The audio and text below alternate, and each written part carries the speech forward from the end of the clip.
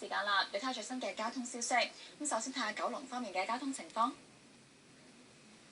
九龍過香港，行公主道南行線近愛民村，用紅隧過海係交通繁忙，要15分鐘；而西隧暫時行車暢順，要14分鐘。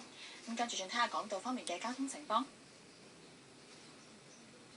行告士打道東行線近稅務大樓，行紅隧同埋東隧過海都係行車暢順，紅隧係7分鐘，東隧係9分鐘，要預翻足夠嘅時間出門口啦。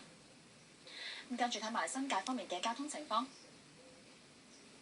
行吐露港公路近科學園，見到出九龍中同埋西方向都係交通繁忙，九龍西要16分鐘，九龍中就要14分鐘，而出九龍東就係行車暢順。再睇埋外面嘅即時交通情況。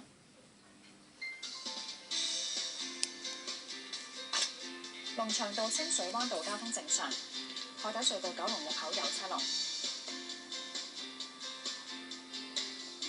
漆咸道近公主道交通繁忙。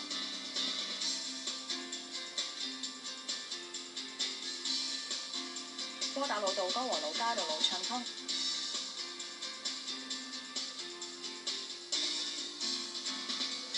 公主道亞皆老街暢通無阻。